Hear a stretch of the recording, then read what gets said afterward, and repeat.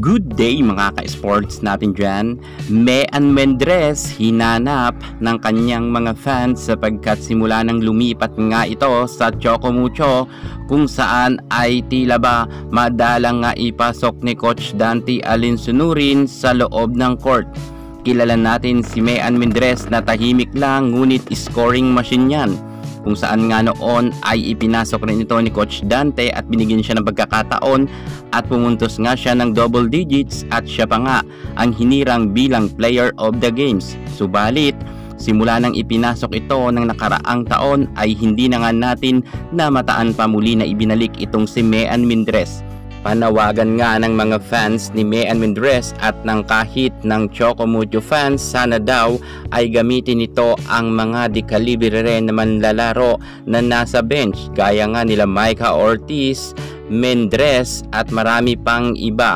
Medyo kasi pinipilit ang ibang mga players kahit medyo sumasablay na. Si Mean Mendres ay isa sa mga masasabi natin na palaban rin pagdating sa loob ng court. Hindi siya gaano nabibigyan ng pansin dahil hindi naman siya papansin sa loob ng court pero may angkin kagalingan siya. Kapansin-pansin rin ang kanyang kagalingan ngunit tila ba naiitsapwera nga itong si Mean Mendres. Dahil nga siguro na hindi siya ganoon kasikat, baka hindi siya talaga madalas ipasok. Kilalanin natin kung sino ba si Mean Mendres at kung gaano ba siya kagaling at karapat dapat rin siya na kahit papano ay ipasok sa loob ng court dahil meron nga itong angkin kagalingan. Pero bago ang lahat, kung bago ka muna sa aking YouTube channel, subscribe na.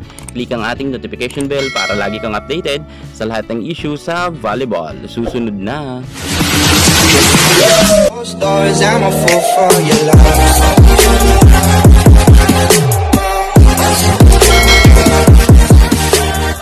Mary Ann Mendres. Alam nyo ba na si Mean Mendres simula nang nasa UE Red Warriors ito ay nagsimula muna siya bilang middle blocker, naging opposite hitter, naging outside spikers.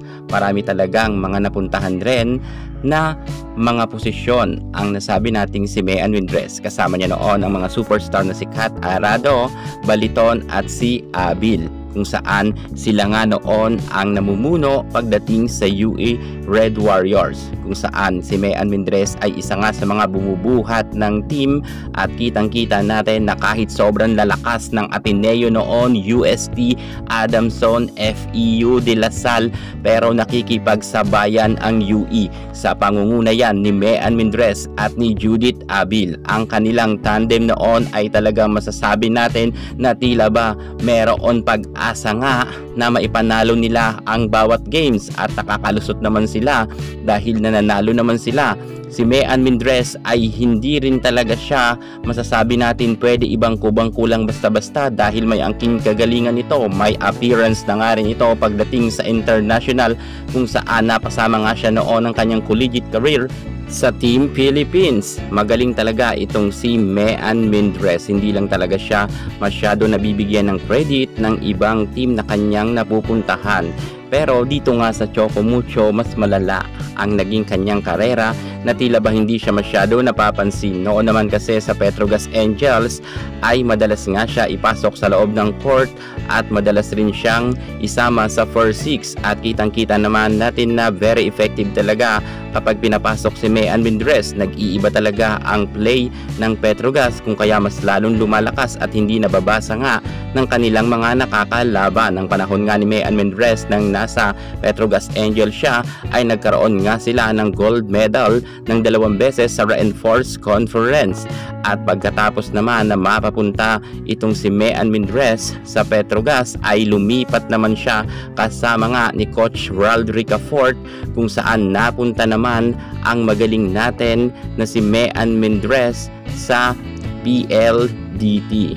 At kitang-kita naman natin na si Mean Mendres kahit sabihin natin na minsan ay nababangko nga siya, pero dito sa PLDT ay talagang subok at matibay siya at ibinababad nga siya ni Coach Raldrica Ford. Kitang-kita naman natin na kahit malalakas rin ang nakakaharap nila ay lumalaban si Mean Mendres at madalas nga maka double digit ito. Sa totoo lang magaling talaga si Mendres kung kaya nga nang napalipat ito sa Choco Mucho ay tila ba lumamlam nga ang karera ng nasabi nating si Mindres sapagkat hindi nga siya masyado ipinapasok ni Coach Dante Alinsunurin.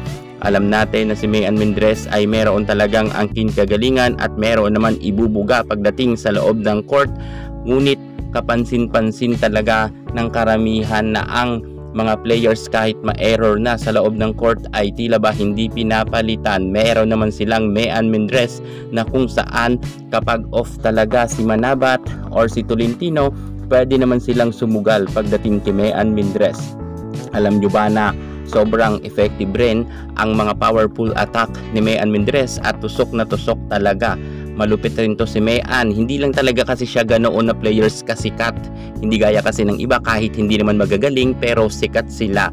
Si Mayan Mindres kasi ay hindi kasi masyado napapansin ng ibang mga fans pero magaling yan sa totoo lang. Pansinin ninyo sobrang galing ni Mayan Mindres at mas effective pa siya pag nasa loob ng court.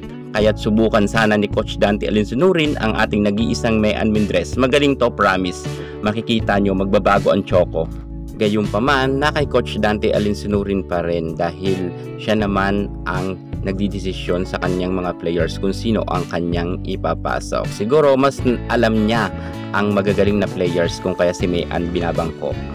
Pero kung ako yung tatanungin, sure ako 100% magaling itong si Mayan Mindres. Sana mabigyan siya ng pagkakataon na isama sa first 6. Yan muna ang pinaka-latest natin sa mundo ng volleyball. At para hindi ka mawala sa lahat ng issue pagdating sa larangan sa volleyball, subscribe na. Thank you so much. God bless.